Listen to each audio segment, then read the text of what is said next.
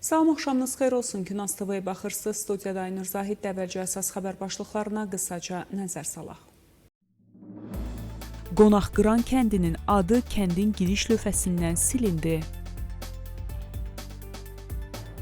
BMT nümayəndəsi İranla bağlı bəyanat yaydı. Bu qorxuludur. İsrail İranın hücum edə biləcəyindən ehtiyat edir. Hayom qəzetindən açıqlama. İtaliya prezidenti Azərbaycana gəlir. Putin 135 min nəfəri hərbi xidmətə çağırır.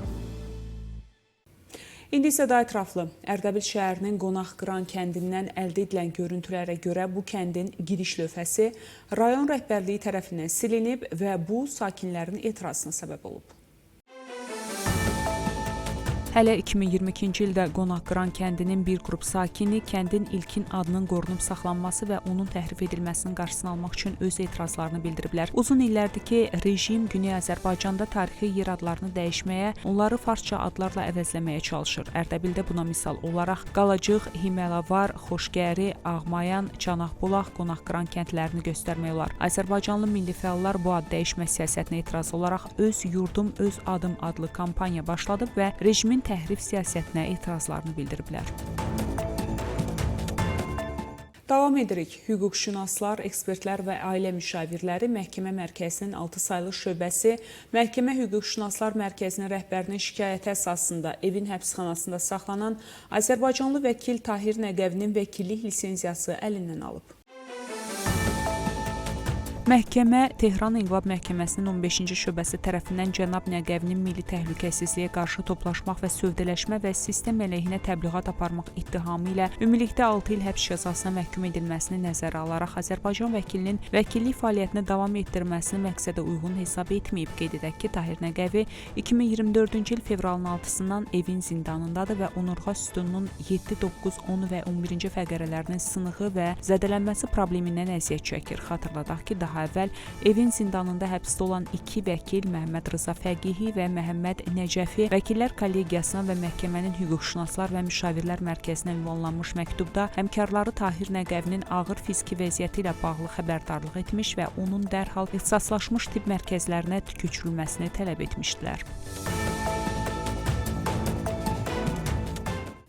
İran hökuməti təkcə jurnalistlər, fəallar və yerli dissidentləri sıxışdırmır. Həm də bu təzyiqlərin miqyasını ölkə sərhədlərindən kənarda genişləndirib. Bunu BMT-nin İrandakı insan haqları üzrə xüsusi məruzəçisi Maysato İran hökumətinin repressiyaları ilə bağlı yaydığı hesabatda bildirib. İran hökuməti xaricdə yaşayan tənqidçilərin İran daxilindəki ailələrinə təzyiq etməklə müxalifləri təhdid edir və psixoloji təsir göstərir deyə o əlavə edib. Sato İran həbsxanalarında edam sayının artması və məhbuslara qarşı qeyri-insani münasibətlərdən bəhs edib və bunu qorxulu adlandırıb. İsrail 2 aydır ki, artaraq davam edən risklərin fonunda İranın hücum edə biləcəyindən ehtiyat edir. Bu barədə İsrailin Hayom qəzeti yazıb. İsraildə İranın yaralı heyvan kimi kəskin qərar verə biləcəyi və əhalinin fikrini iqtisadi, sosial sıxıntılar yayındırmaq üçün İsrailə qarşı həmlə edə biləcəyinə dair narahatlıqlar artıb deyə qəzet yazıb. Qəzet bildirib ki, İsrail rəsmiləri tətik mexanizminin işə düşməsi və yeni iqtisadi məhdudiyyətlərin qüvvəyə minməsi ilə Tehranın təzyiq altında səhv hesablama apara və hücuma başlaya biləcəyindən ehtiyat edirlər. İranlı deputat Həsən Qaşqavi medianı valyuta və qızıl qiymətləri ilə bağlı xəbərləri tirajlamamağa çağırıb. Həsən Qaşqavi BMT sanksiyalarının qaytarılması iqtisadi deyil, psixoloji təsir göstərdiyini bildirib.